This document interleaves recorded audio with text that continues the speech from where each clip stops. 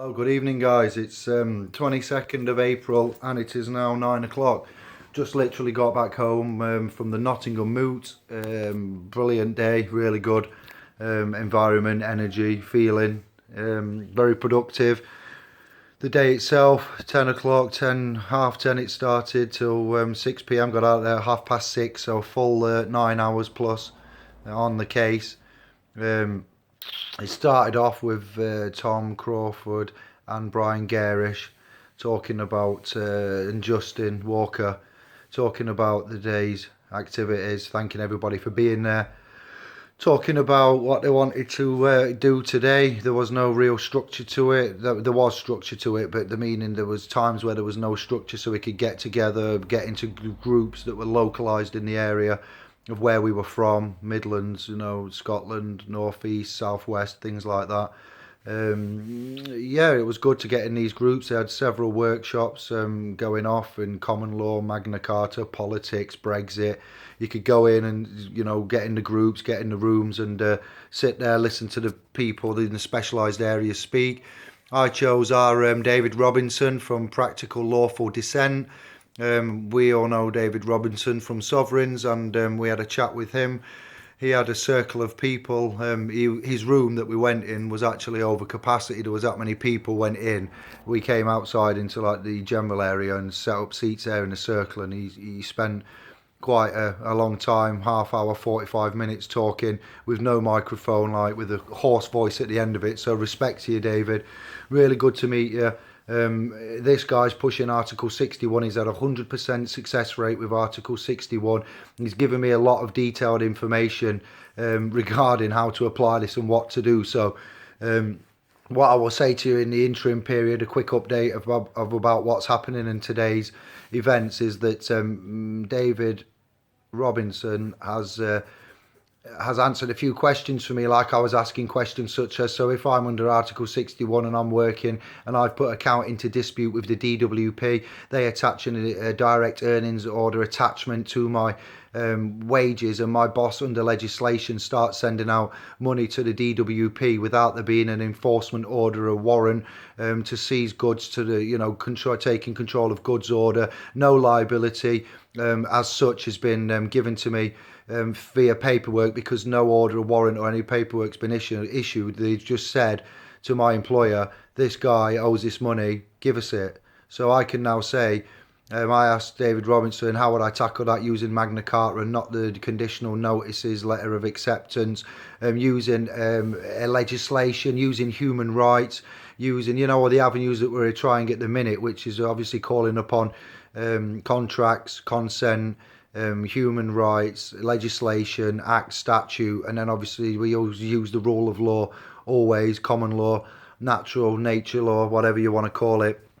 None of this is working. It's fallen on deaf ears, and it's taken a long time to get to where we want to get. So I said, if you're promoting the Article 61, 12, 16 Magna Carta, let's have a go. How would you tackle that? And he says you'd just use the exact references for that. You'd use your oath, and you'd show your intent, and you'd say that under 61 you do not consent, and you are not going to partake in treason. Trespass is a good one to use. The word trespassing on your rights, trespassing on your property. What else was said there then other than Article 61 that I enjoyed? More update to come tomorrow. This is just a brief update, and to keep you going and to let you know what's happened. And I'm at work at 6 a.m. It's now 9:10, so I'm going to get to sleep soon, and you won't hear from me till tomorrow afternoon. So any other members that have been down there, I saw Luke, and quite a few people had travelled from London and places and YouTube to come down and see, not me, but the Constitution group, but then said hello to me, that didn't notice me, or they liked the videos, the content. They'd come to the group, they was in the group, they've been to the website, just connecting in general, and feedback and peace and love. Yeah, the name, Judge says to this friend I've met today, give me your name, what's your name? And he says, I don't want to give him a name for fear of contracting and what will happen and what will, be the repercussions and which kind of consent I'm giving. And the judge says, look, I ask you again, give me your name. So the friend that I'm talking to today says, if I give you my name, will you accept it? And the judge said yes. He goes, okay, then my name is yours. Play on words, brilliant. So therefore the judge has accepted his name. Liability's on you. Not liability, the ominous is on you. What else was there? Counterclaims. Looking at counterclaims, there's a trust law video coming. I'm on all about the trust law and the trust in a trust, we will say, and how protected and powerful that is.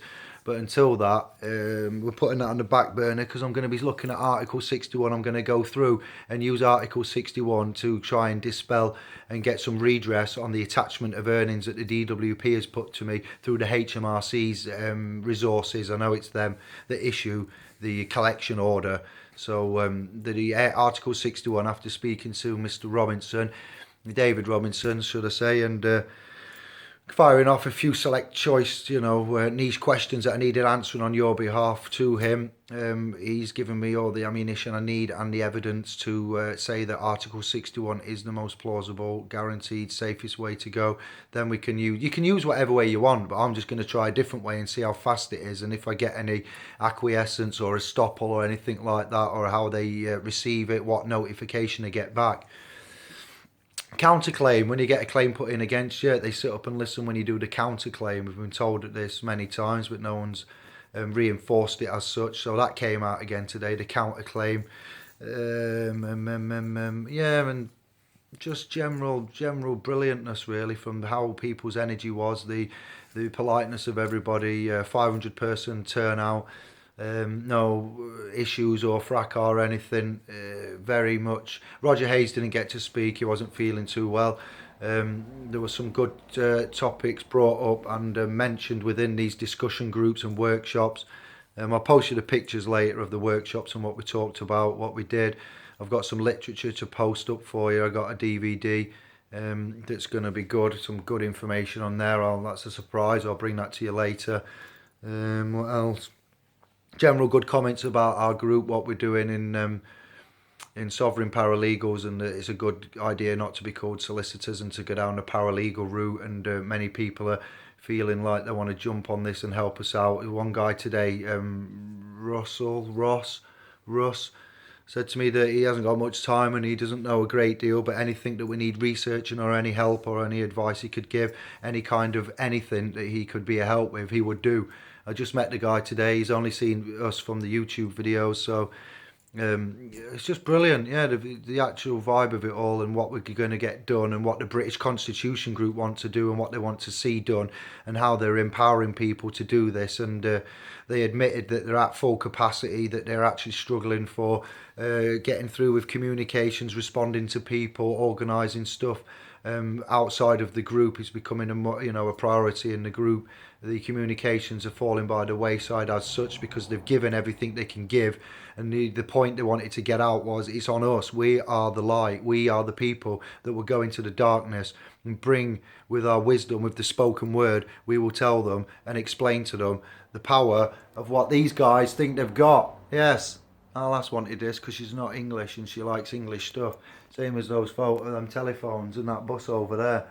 But still, yeah, apt, nice backdrop for me to talk about restoring the rule of law and how corrupt these de facto court systems are, how they are not adhering to their own rules, policy and legislation, that Roman civil law seems to be in effect, children are being taken, property is being taken, things are being stolen, they're not sticking to the law and legislation of which they're made up, their own rules and legislation. The Magna Carta 1215 has been 1216, has been celebrated. This is the question I asked. Magna Carta, people are telling me that different versions are more relevant and in use and other ones aren't. I said, and why was there only a centenary celebration for the 2016? There wasn't one in the 2015. There wasn't one in 97, was there, for the other Magna Cartas and the editions? As soon as the Magna Carta was done and signed, immediately the monarchy tried to start to implement changes and sort it out, so there was less redress for us as such, and it was more upon them. So that was good to see. They've celebrated it because it's in effect and it's real. So Yeah, it's a bit of a short video, a few topics and updates for you, and there will be more tomorrow, more extensive revealings for you. It will come to me. I've got some notes and some literature to go through. So yeah, sovereigns, peace, love and light. Don't give up the fight. Great things are going to happen this year. We're coming together and we're uniting, and I will tell you so much more tomorrow. Ciao for now.